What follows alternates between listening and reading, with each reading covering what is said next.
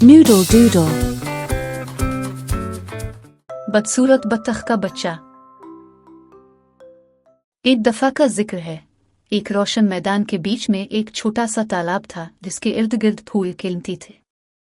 ये बत्तख के एक खानदान का घर था। माँ बत्तख, जो एक फखरिया और मोहब्बत करने वाली हस्ती थी, ने तालाब के किनारे लंबी घास में अपना घोंसला बनाया हुआ था। वो कई हफ्तों से अपने अंडों पर बैठी हुई थी और इनमें से बच्चों के निकलने का इंतजार कर रही थी।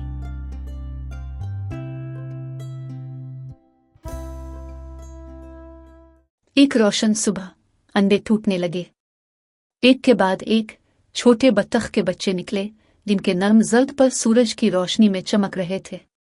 वो खुशी से कवा कवा करते और अपने नन्हे कदमों पर लड़खड़ाते हुए चलने की कोशिश करते। लेकिन एक बड़ा अंडा, जो थोड़ा अलग रखा था, अभी तक नहीं फूटा था। माँ बत्तख ने इसे गौर से देखा। ये अंडा अपना वक्त ले रहा है, इसने खुद से कहा। आखिरकार एक जोरदार करीक के साथ खोल टूट गया और इसमें से एक अजीब सा बत्तख का बच्चा निकला। वो दूसरों से बड़ा था, इसके पर सुरमई थे बजाय नामजर्द के, और उसकी शक्ल उसके बहन भाइयों की तरह नाजुक और खूबसूरत नहीं थी। दूसरे बच्चे हैरत से उसे देखने लगे। ये कितना बड़ा और मुख्तलिफ है, एक ने सरगोशी की। माँ बत्तख, अगरचे थोड़ी हैरान थी, ने फौरन अपने तमाम बच्चों को अपने पास इकट्ठा किया। ये भी मेरा ही बच्चा है, चाहे ये कैसा भी लगता हो, उसने मजबूती से कहा। लेकिन जल्द ही फार्म के जानवरों ने इस अनोखे बत्तख के बच्चे पर तवज्जो देना शुरू कर दी। मुर्गियां तंजिया कड़कड़ाने लगी, बतखें मजाक उड़ाने लगी। देखो, वो बदसूरत बत्तख का बच्चा, वो तमस्खुर से कहते। बेचारा बत्तख का बच्चा अपने आप को हर जगह अजनबी महसूस करने लगा। जहां भी वो जाता, मजाक इसके पीछे पीछे आता। इसके बहन भाई, जो दूसरे जानवरों के रवैये से मुतासिर हुए, भी इससे दूर रहने लगे।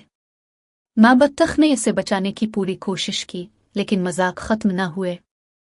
दिन ब दिन बत्तख के बच्चे का दुख बढ़ने लगा। एक शाम मुसलसल तज़हीक बर्दाश्त न कर पाने की वजह से बदसूरत बत्तख के बच्चे ने फार्म छोड़ने का फैसला किया।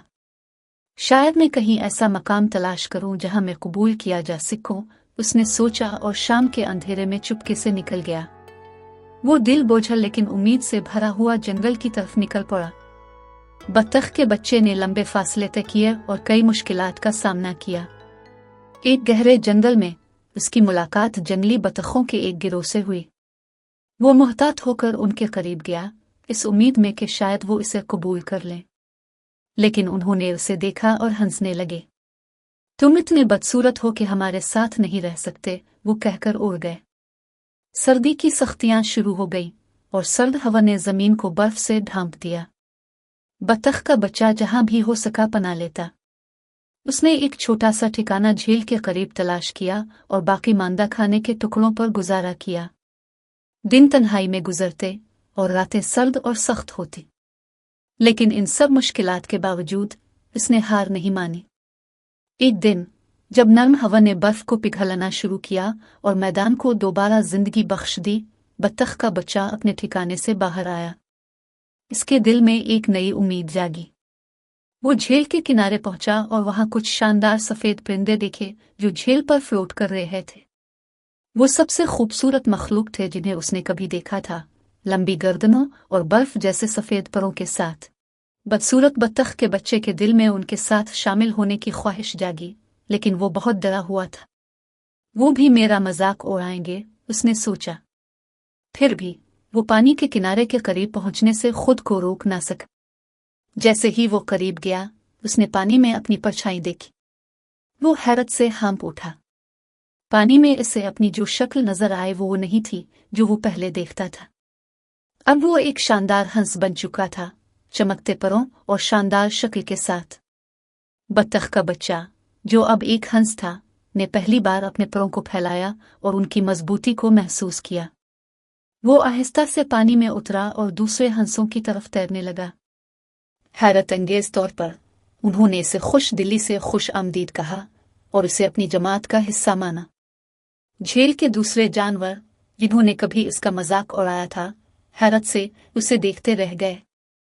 पहली बार हंस ने खुद को किसी जगह का हिस्सा महसूस किया। उसे एहसास हुआ कि वो कभी बदसूरत बत्तख का बच्चा नहीं था।